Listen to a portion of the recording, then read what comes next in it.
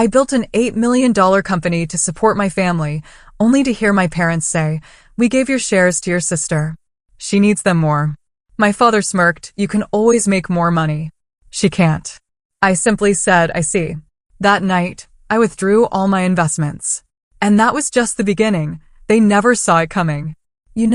I once built an $8 million company from absolute zero, pouring every ounce of my being into it, only for my own family to look me dead in the eye and casually announce, "We've given your shares to your sister. She needs them more than you do." Can you believe that?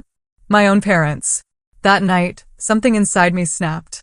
I pulled every penny of my personal investment out of that company. And let me tell you, that was just the beginning. Growing up in Millfield, Ohio, my family never had much. My parents, Richard and Margaret Wilson, lived paycheck to paycheck. My dad worked at a factory, my mom juggled part-time jobs, and our small, two-bedroom house always needed repairs Dad couldn't afford.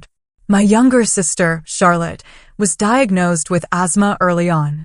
It wasn't life-threatening, but it immediately positioned her as the fragile one. Her medical needs always came first. Always. My school activities, my basic necessities, everything took a backseat. By age 10, I knew my role. Charlotte needed protection, special care, and I was the self-sufficient one, the one who shouldn't cause problems.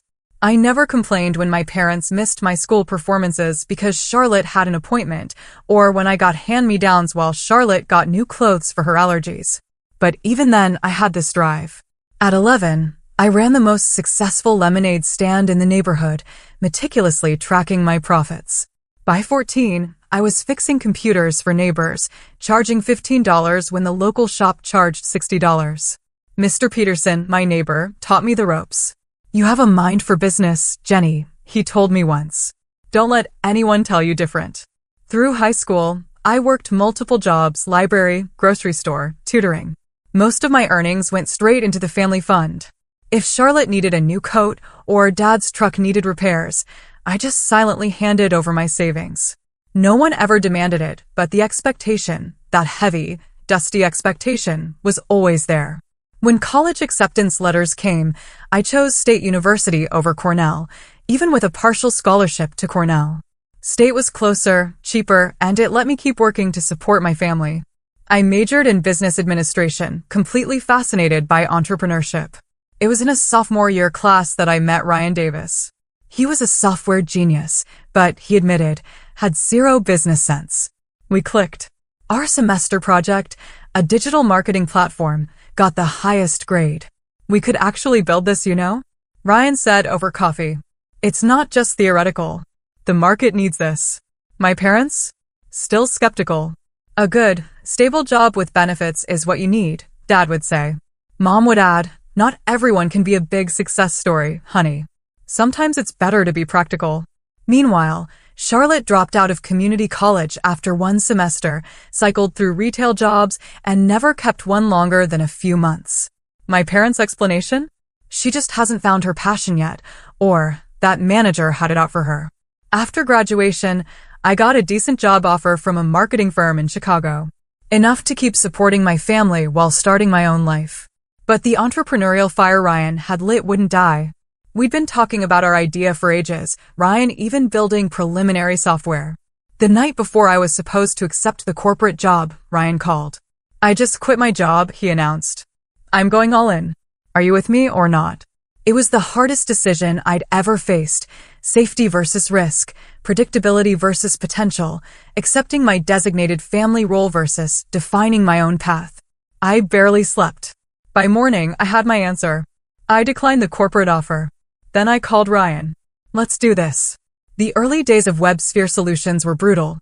Ryan and I lived on ramen and coffee, working from my tiny apartment. We developed our platform, refined our business model, created pitch decks. Our first bank loan was rejected. The loan officer didn't even look up. No collateral or experience. Come back in 2 years. Walking home, I cried for the first time on this journey. Not just from the rejection, but because my mother had texted me during the meeting, asking for $300 for Charlotte's car insurance. It felt like the universe was constantly reminding me of my role, the responsible one, the provider, the safety net for others, while having none myself.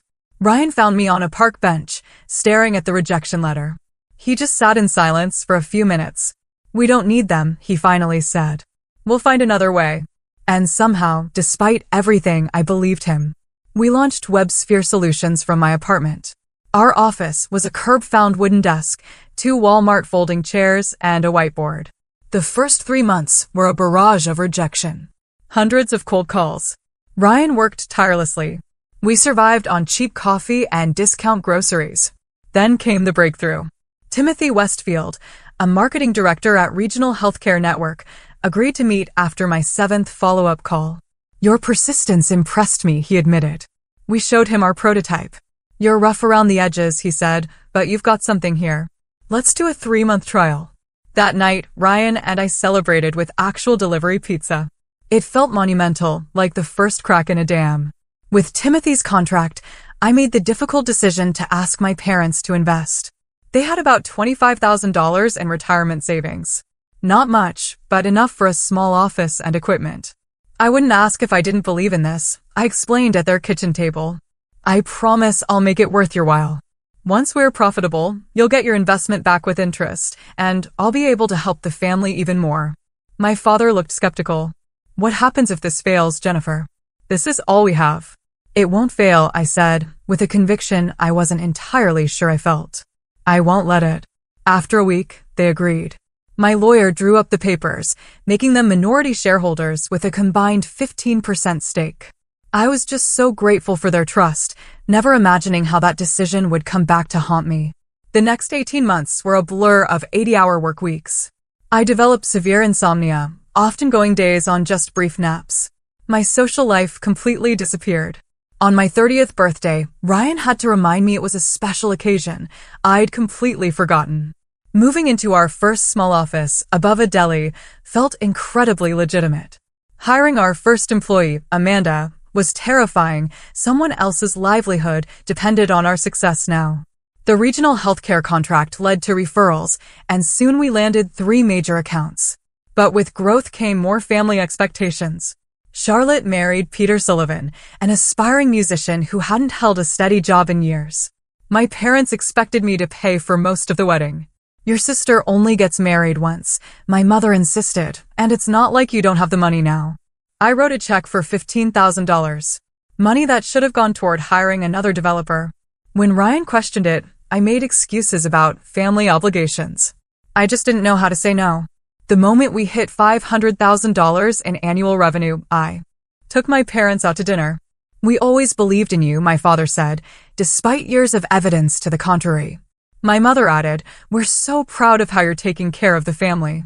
That's what matters most." Their words should have warmed my heart, but they left me cold. Was that all they saw in my accomplishment? My ability to take care of the family? A few months later, their car broke down. I bought them a new, reliable one, no hesitation. The business kept growing, despite setbacks, a server crash, me collapsing during a client presentation. "You can't keep going like this," Ryan told me in the hospital. He didn't say it, but I knew he was worried about my family obligations. The constant calls, the emergency money requests, the way I dropped everything for them. Thomas Reed from Venture Capital Partners expressed interest. His offer for first-round funding came with tough terms, but it was the capital we desperately needed. "Your valuation is approaching $2 million, he told us. $2 million, it felt surreal. But part of me also recognized that increased value meant increased expectations from my family. As our team grew to 10, my role shifted from doing everything to managing people. The learning curve was steep, but I found I had a talent for leadership. Our office expanded, and with success came more family expectations. Charlotte's husband, Peter, decided to start a recording studio and expected me to provide the startup capital. My parents started hinting about retirement, needing additional support beyond Social Security. And through it all, I kept saying yes. I couldn't break the pattern established in my childhood. When WebSphere Solutions moved into a proper office building downtown, a space 3 times larger, with glass-walled conference rooms, I felt both pride and imposter syndrome. Our team grew to 25 employees. Each desk represented a livelihood. That responsibility kept me awake many nights. With the business valuation approaching $5 million, I decided it was time to move my parents out of their deteriorating neighborhood. I found them a comfortable 3-bedroom house in a safe area. "This is too much, Jennifer," my mother said, her eyes betraying her words. She wanted the house. "You deserve it," I replied. "And I can afford it now." My father walked through the house silently. Finally, he turned to me. "Your sister could use a new place too, you know." The comment stung. The instant pivot from my achievement to Charlotte's needs. One thing at a time, Dad, was all I could manage. Charlotte became pregnant with her second child and promptly quit her minimum wage job. The chemicals might harm the baby, she explained at a family dinner. Besides, Peter is this close to getting a record deal. We just need to focus on his career. My parents nodded as if this made perfect sense, while I calculated how much more financial support they'd expect from me. I was already covering Charlotte's health insurance through WebSphere, listing her as a dependent, a questionable practice my accountant had warned against. The dynamic grew increasingly uncomfortable. Charlotte would call me directly for doctor's appointments or baby supplies, bypassing our parents entirely. "You're my successful big sister," she'd say with practiced admiration. "I'm so lucky to have you looking out for me." At home, my parents boasted about me to neighbors, but in private, they focused exclusively on what more I could do, especially for Charlotte.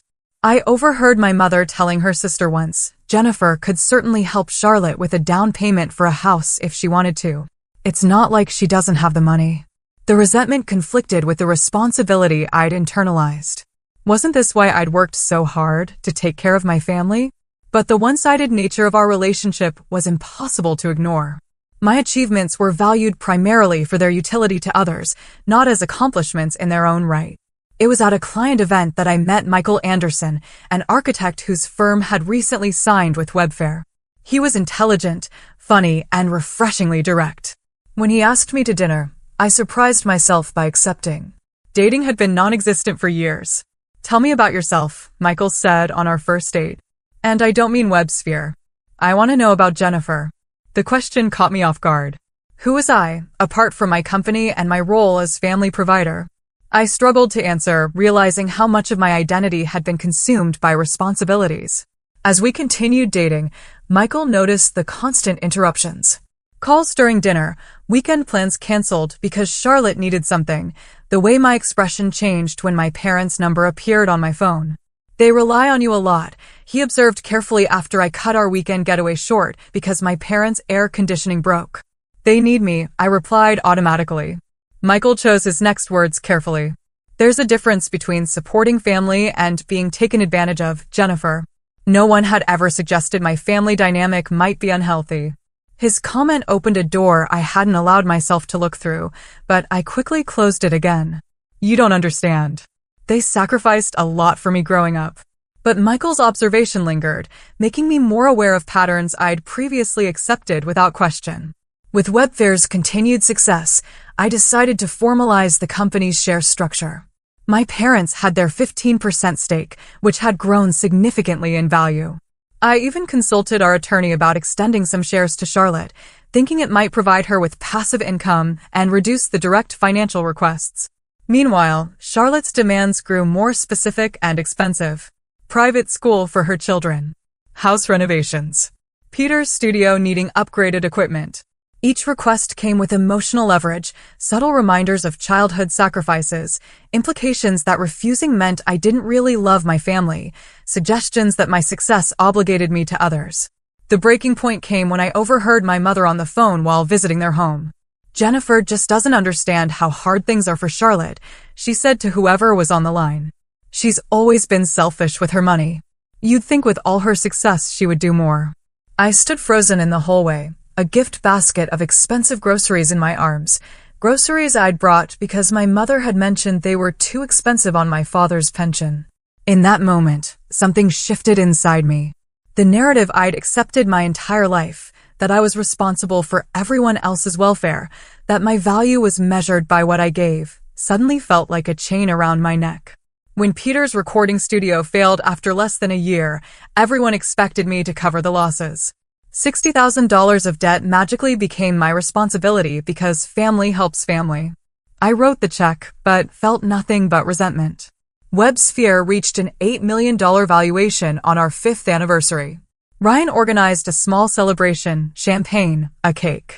We did it, he said, raising his glass. From your kitchen table to this. I'm proud of us. That same week, I received a regional business award recognizing female entrepreneurs. The ceremony was on a Thursday evening, and I invited my entire family. None of them showed up. Charlotte had a migraine. Peter had a gig. My parents needed to watch the grandkids.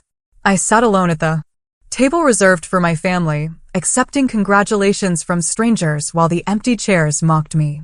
Michael attended in their place, arriving late after an emergency at work, but making it in time to see me receive the award. You deserve to be celebrated, he whispered. The favoritism towards Charlotte had become so obvious that even employees noticed it. When my parents visited the office, they spent most of the time talking about Charlotte's children and making excuses for her failures, barely acknowledging the business I'd built. You need to set some boundaries, Michael suggested after witnessing a particularly uncomfortable family dinner where my parents praised Charlotte's new hobby of painting, which, of course, I had paid for, while barely asking about my company. The idea of boundaries felt foreign and frightening. What would happen if I stopped being the provider? Would there be anything left of our relationship?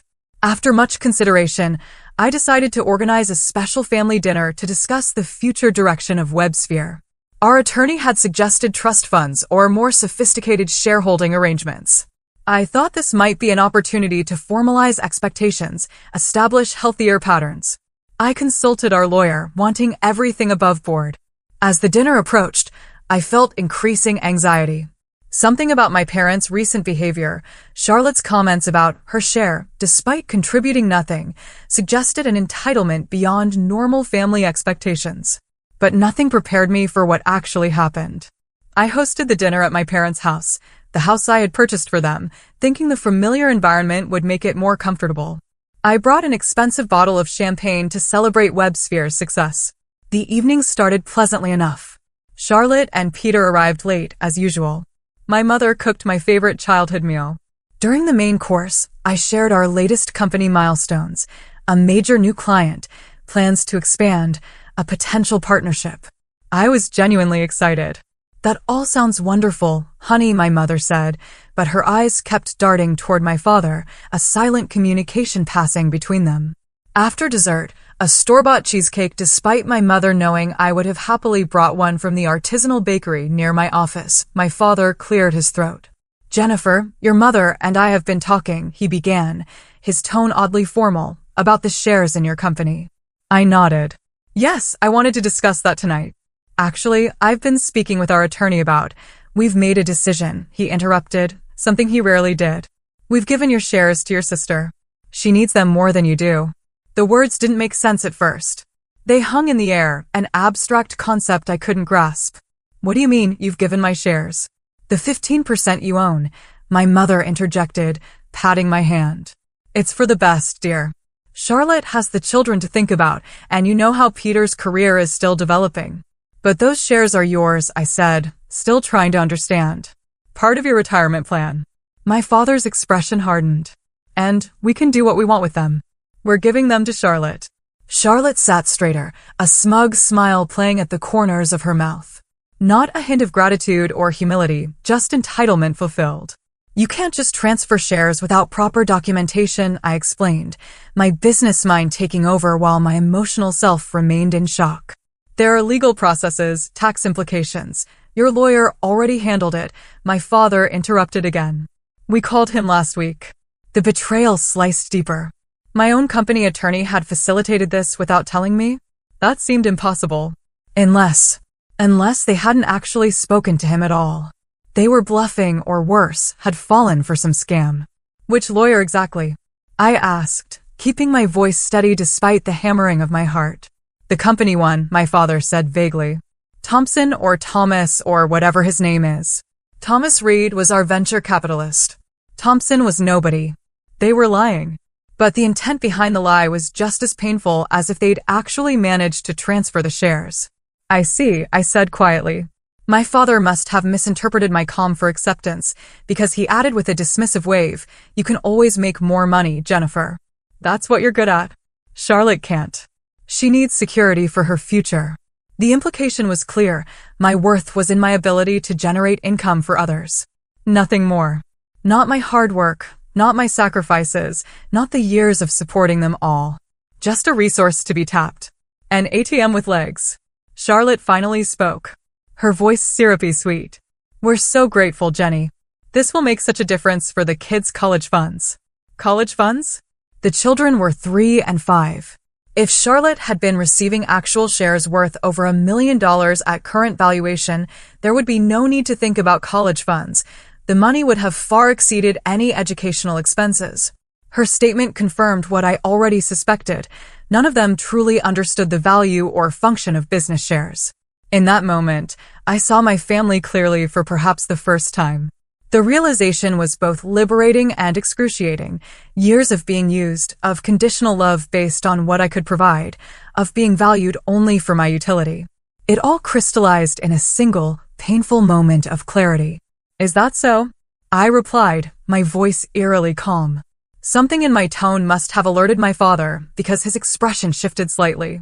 Now don't take this the wrong way. We're still a family. We're just evening things out between you girls. Evening things out, as if my years of financial support, the house they sat in, the car in their garage, the vacations I'd paid for, the medical bills I'd covered, as if all of that counted for nothing in their calculation of fairness. I understand completely, I said, standing up.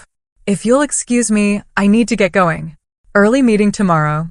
But you haven't had coffee yet, my mother protested weakly. And I thought we could look at those photos from Charlotte's painting class. Another time, I said, gathering my purse and the untouched champagne bottle. Thank you for dinner. The drive home passed in a blur. I made it to my driveway before the first tear fell. And then it was as if a dam broke. I sobbed in my car like I hadn't since childhood. Great, heaving cries that left me gasping for breath. Years of repressed hurt poured out at once, not just from tonight's betrayal, but from a lifetime of being valued only for what I could give. Around midnight, I called Michael. Can you talk? I asked when he answered, my voice still rough from crying. What happened? He asked immediately, concern evident even through the phone. I told him everything. The dinner, the shares, my father's words. He listened without interrupting, only offering support when I finished. Jennifer, I'm so sorry, he said finally. But I'm not surprised. This has been their pattern for as long as I've known them. I know, I admitted. I just couldn't see it clearly until now. What do you want to do? He asked. The simple question offered what my family never had, agency. Choice.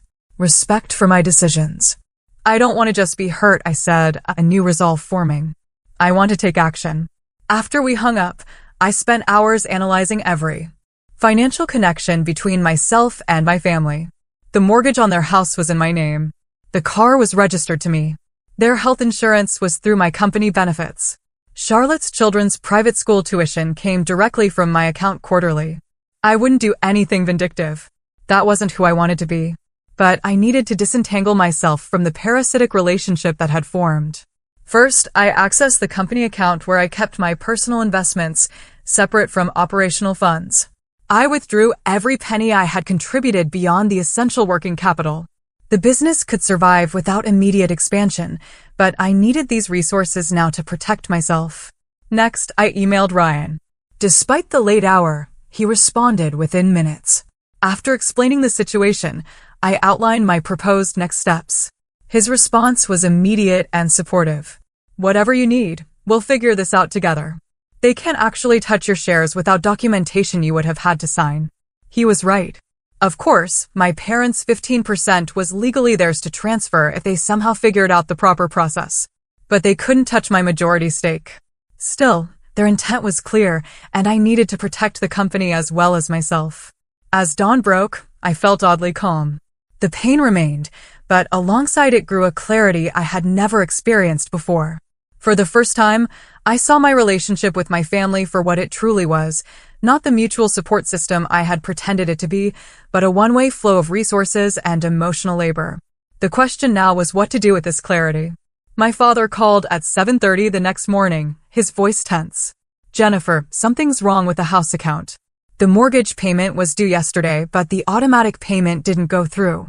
Of course, he would notice the financial consequences first. Not my abrupt departure from dinner, not my obvious distress, but the interruption of funds. I've made some changes to my financial arrangements, I explained calmly. The mortgage is still covered for this month, but going forward, you'll need to handle the payments. What are you talking about? His voice rose in pitch.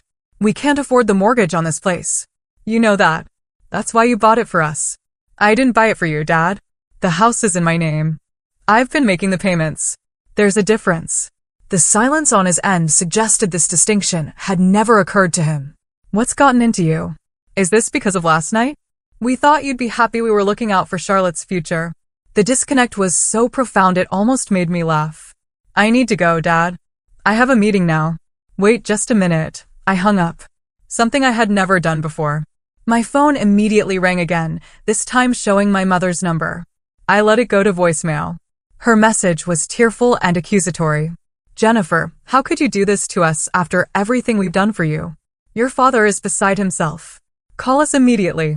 Everything they'd done for me, the irony was painful.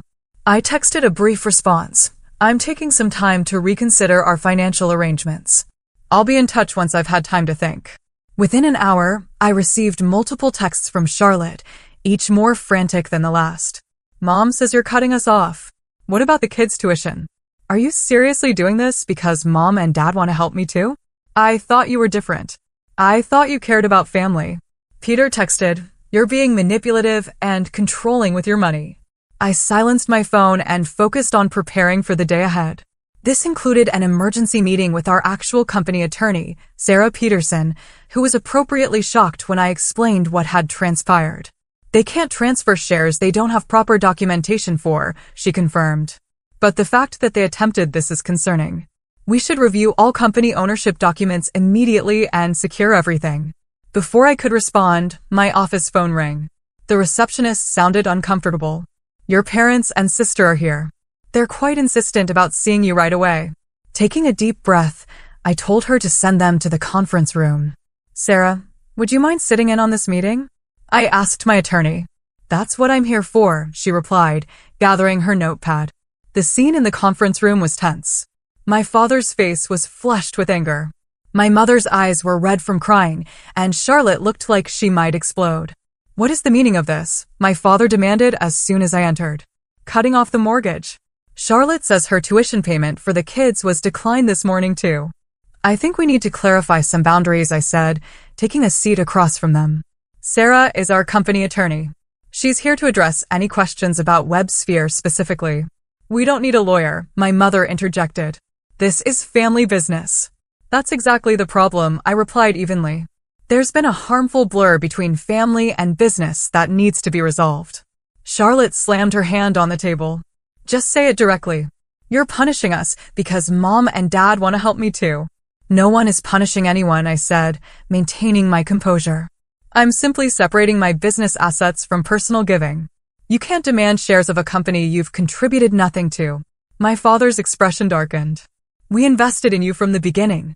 That 15% is ours to do with as we please. Yes, your 15% is legally yours, I acknowledged. And if you want to transfer it to Charlotte, that's your choice. Though there are proper legal channels for doing so. But that's very different from what you implied last night. What are you talking about? My mother asked, genuine confusion in her voice. I looked directly at my father. You said you were giving my shares to Charlotte. Not your shares. Mine. As if you had that right. He shifted uncomfortably. That's not what I meant. It's exactly what you meant, I countered. And it made me realize something important. You see me as a resource, not a person. My value to this family is measured by what I provide financially, nothing more. That's not true, my mother protested. Isn't it? I pulled out a folder and placed it on the table. Here's a list of every financial contribution I've made to this family over the past 5 years. I started listing them. House mortgage, $420,000. Car payments, $37,000. Health insurance premiums, $65,000. Charlotte's children's tuition, $92,000. Peter's failed studio, $60,000. Family vacations, $43,000. Regular cash gifts when requested, approximately $130,000. The total was staggering when laid out so plainly, nearly $800,000 over 5 years, not counting countless smaller expenses I hadn't documented. And what have I received in return? I continued. Not gratitude. Not respect. Not even acknowledgement. Instead, I got accusations of not doing enough, of being selfish with my money, and an attempt to claim ownership of something I built through years of 80-hour work weeks. Charlotte recovered first. So this is about money for you? Proving how generous you've been? Holding it over our heads? No, I said quietly. It's about recognizing a painful truth. Our relationship isn't based on mutual care and respect. It's transactional, and the transaction only goes one way. My father's face had grown, increasingly red during my explanation. Now he stood abruptly. We're not going to sit here and be lectured by our own daughter. Either you continue to help this family as you should, or the unfinished threat hung in the air. Or what? They would stop loving me. That love already seemed conditional at best. I think you should leave now, I said calmly. When you're ready to discuss a healthy relationship that isn't based solely on financial support, I'll be here. After they stormed out, Sarah looked at me with newfound respect. That couldn't have been easy. It wasn't, I admitted. But it was necessary. Later that day, Ryan called an emergency board meeting to address the potential shareholder issue. He had been my rock throughout this crisis, his loyalty never wavering. Your parents can't touch the company directly, he assured the small board. Jennifer's majority stake is secure, and we've already implemented additional protections. The next few days brought escalating attempts at emotional manipulation from my family. My mother left tearful voicemails about losing the house. Charlotte sent photos of her children with captions like, wondering why Aunt Jennifer doesn't love them anymore. My father's messages grew increasingly hostile, then suddenly switched to apologetic, then back to demanding. I maintained my distance, focusing instead on working with Sarah to create clear separation between my personal assets and family entanglements.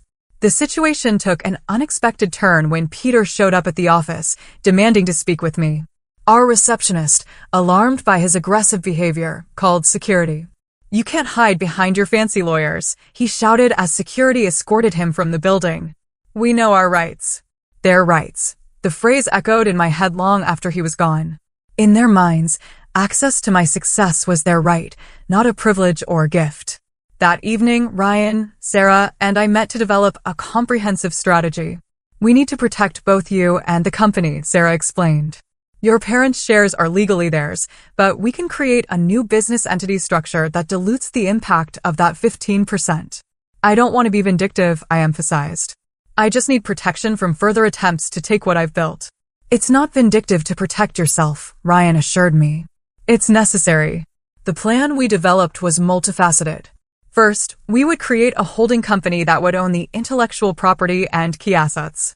Second, we would reach out to our most important clients to ensure continuity of service regardless of any shareholder disputes. And third, we would document all communications with my family in case legal action became necessary. Timothy Westfield, our first major client, who had become something of a mentor, was among the first I called. After explaining the situation in broad terms, he didn't hesitate. Wherever you go, we go with you, Jennifer. Our relationship is with you, not the company structure. His loyalty brought tears to my eyes, the kind of loyalty my own family had never shown. Most of our other key clients expressed similar sentiments. They trusted me, respected the business I'd built, and would follow if necessary. Within days, we began to see the consequences of my family's actions. Without my guidance, they had attempted to assert control over company decisions based on their minority stake. The board easily blocked these efforts, but the disruption was taking a toll on day-to-day operations. By the end of the week, WebSphere's stock value had dipped slightly, the first downturn in our steady growth. Employees were whispering about the family drama, distracted from their work by the uncommon tension. I called an all-hands meeting to address the situation directly. There are some personal and structural changes happening, I explained to the team, but our core business remains strong. Our client relationships are secure, and our mission hasn't changed. The transparency seemed to ease concerns within the company, but the situation with my family continued to deteriorate.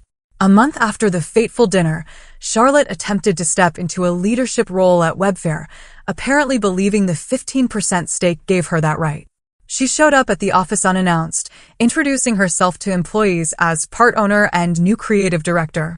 Ryan called me immediately. Charlotte is here telling the design team to change our brand colors. Says purple represents abundance and wealth. Under different circumstances, it might have been comical. Charlotte, whose professional experience consisted of brief stints in retail and food service, attempting to direct seasoned designers and developers. But the disruption was serious, and I drove straight to the office. I found her in the conference room surrounded by confused designers. I'm thinking we need more inspirational quotes on the website, she was saying. People connect with wisdom. Charlotte, we need to talk privately, I said from the doorway. She turned, a strange mix of defiance and uncertainty on her face. I'm in the middle of a creative direction meeting. No, you're not. You don't work here. I kept my voice level but firm.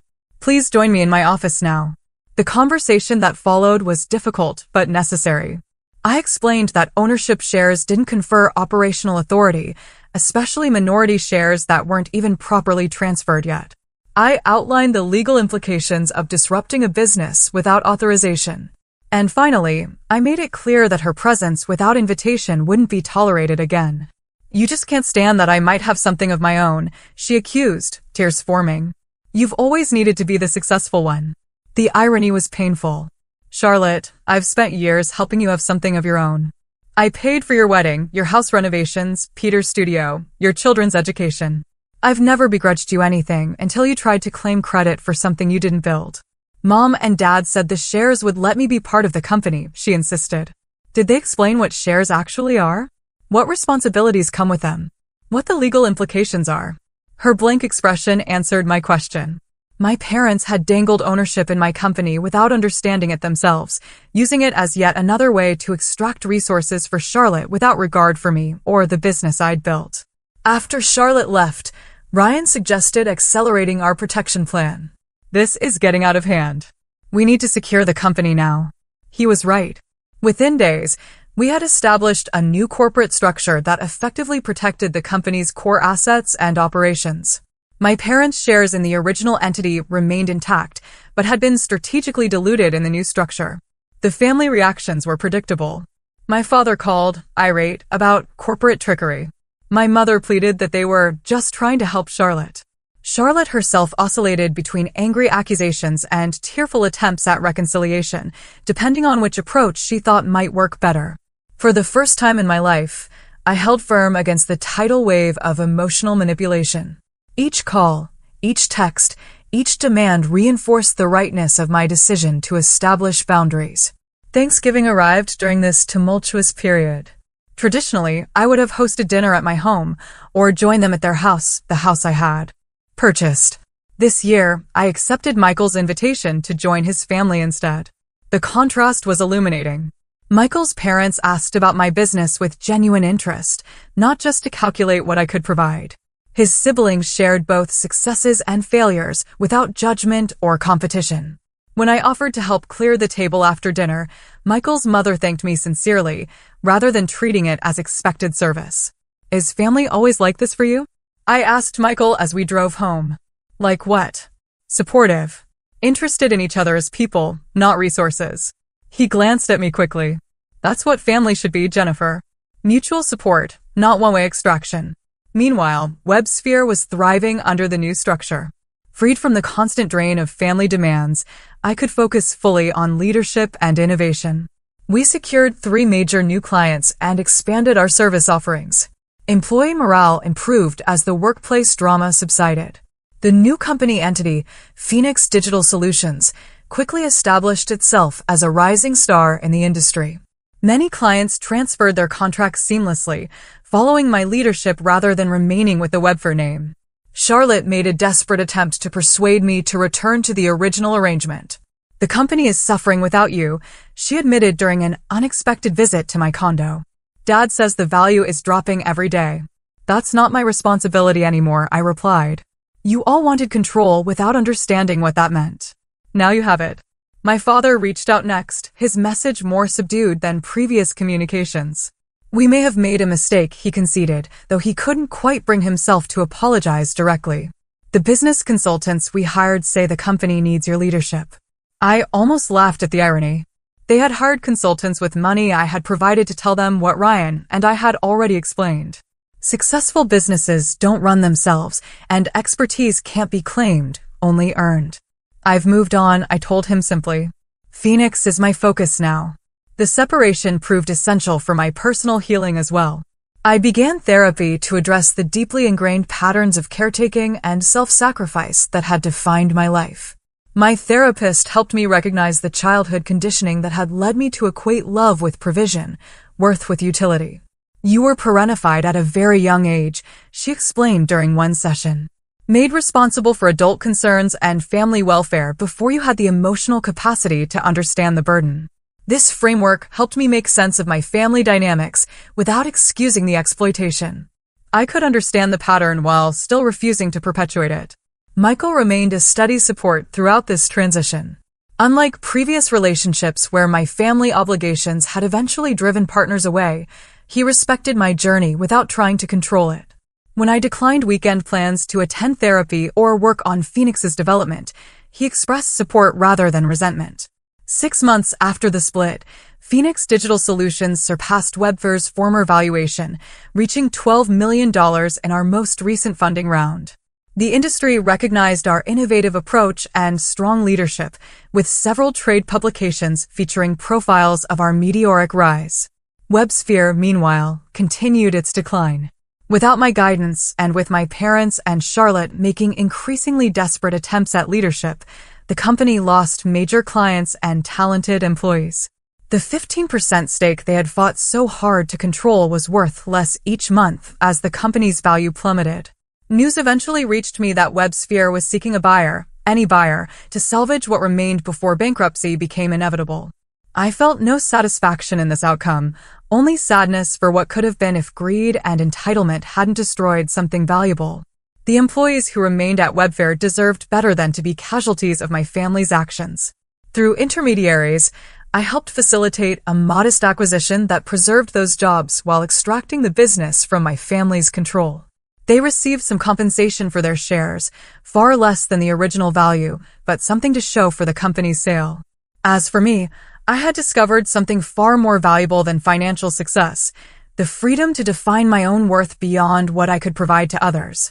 1 year after the family dinner that changed everything, Phoenix Digital Solutions reached a valuation of $12 million, 50% higher than WebSphere's peak.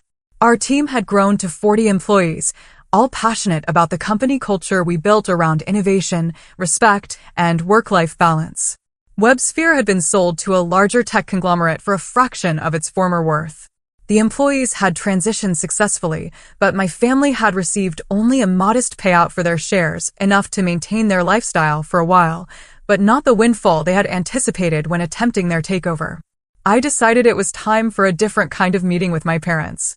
I suggested coffee at a neutral location, a cafe downtown, not their home or my office. To my surprise, they agreed readily, perhaps hoping for reconciliation that would restore their financial comfort. Charlotte was notably absent, having declined my invitation with a curt message, "Nothing to discuss unless you're ready to help the family again." My parents arrived looking older than I remembered. My father's confident posture had diminished, and my mother's nervous energy seemed more pronounced. We exchanged awkward greetings before settling at a corner table with our coffees. "You look well," my mother offered. "The new company must be doing good." "Phoenix is thriving," I confirmed. "We recently expanded to include clients in Europe." "That's great," my father said, clearly uncomfortable with small talk when larger issues loomed between us. "Look, Jennifer, about everything that happened," I waited, giving him space to continue. This was his opportunity to acknowledge the harm done, to take responsibility for the betrayal that had fractured our family. "We may have been too hasty," he finally said, focusing on his coffee cup rather than meeting my eyes. "The share situation got out of hand. If we could go back to how things were before, not an apology, not a recognition of the fundamental problem, just a wish to return to the arrangement where I provided and they received. Things can't go back to how they were before," I said gently but firmly. "That relationship wasn't healthy for any of us." So you're just abandoning your family? My mother's words carried a familiar sting of guilt manipulation. After everything we did for you growing up, I took a deep breath, centering myself before responding. I'm not abandoning anyone. I'm establishing boundaries that should have existed long ago. There's a difference between supporting family and enabling harmful patterns. We just wanted to help Charlotte, my father insisted. She needs more assistance than you do. That may be true, I acknowledged. But taking from me without asking, especially something I built through years of sacrifice, wasn't helping Charlotte. It was harming our relationship and teaching her that entitlement is acceptable. We talked for nearly 2 hours, covering ground we had never explored before. I explained how their actions had made me feel valued only for what I could provide, not for who I was. They offered justifications rather than understanding, but at least we were having the conversation.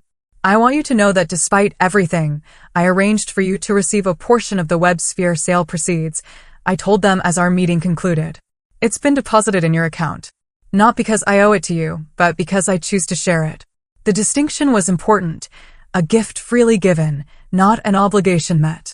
Their surprise suggested they hadn't expected even this much after what had transpired. My relationship with Michael deepened throughout this challenging year. He had witnessed my struggle to establish boundaries without becoming bitter, to protect myself without punishing others. When he proposed 6 months after the Webfair sale, I accepted without the hesitation that would have plagued me before. Your family is invited to the wedding, he said as we discussed plans, but only if their presence will support your happiness, not diminish it. The consideration behind his words brought tears to my eyes. For the first time in my life, someone was prioritizing my well-being without expecting anything in return. My healing journey involved multiple approaches. Weekly therapy helped me identify and address the deeply rooted beliefs about my value being tied to provision. Meditation and yoga gave me tools to manage anxiety when family interactions triggered old patterns. Perhaps most importantly, I built a community of supportive friends and colleagues who demonstrated what healthy relationships actually looked like. I found unexpected purpose in mentoring other female entrepreneurs, particularly those struggling with family expectations while building their businesses. Their stories often echoed aspects of my own, and sharing my experience helped them establish healthier boundaries from the start. You can love your family without sacrificing your well-being, I would tell them. In fact, healthy boundaries often lead to healthier relationships in the long run. 6 weeks before my wedding, I invited my entire family to dinner, parents, Charlotte, Peter, their children. The event was a test of sorts, a chance to see whether our new boundaries could support a modified relationship. To my surprise, Charlotte arrived without Peter, her demeanor more subdued than I remembered. He's not in the picture anymore, she explained briefly when I inquired about his absence. The children seemed happy to see me, though they had grown considerably in the months since our last meeting. Dinner proceeded with a strange new dynamic. My parents were careful with their words, avoiding direct requests for assistance. Charlotte mentioned looking for work, something she hadn't done in years. When the check came, no one assumed I would cover it. A small but significant shift. I'm getting my teaching certificate, Charlotte said as dessert was served. The community college has a program that works around the kids' schedules. That's wonderful, I replied, genuinely pleased by this development. Teaching would suit you well. A flicker of something crossed her face, pride, perhaps, or determination. I need to stand on my own feet. Recent events made that pretty clear. It wasn't an apology or full acknowledgement of her role in what had transpired, but it was movement in a healthier direction. I chose to acknowledge the positive step rather than dwelling on past injuries. The gathering ended without drama or new wounds, a modest success by the standards of our family history. As they prepared to leave, my father awkwardly mentioned my upcoming wedding. We received the invitation, he said. We'd like to come if that's still all right. I'd like that, I replied simply. In the car afterward, Michael asked how I felt about the evening. Hopeful, I said after consideration. Not for a perfect relationship or complete understanding, but for something healthier than what we had before. They're trying in their way. Building Phoenix taught me about business strategy and leadership, but rebuilding my sense of self-worth proved the more valuable education. I learned that love shouldn't come with invoices attached. That helping others is beautiful when chosen, toxic when demanded. That family is about mutual support, not one-way extraction. Most importantly, I discovered that my value exists independently of what I can provide to others. A truth so obvious to some, yet revolutionary for those of us raised to be caretakers at our own expense. Today, Phoenix continues to grow. My marriage to Michael brings daily joy, and my family relationships exist within careful boundaries that protect everyone involved. The journey wasn't easy, but the destination proved worth every painful step. If you've ever found yourself giving until there's nothing left, please remember, establishing boundaries isn't selfish. It's necessary for authentic relationships. True love supports your wholeness, not just your usefulness.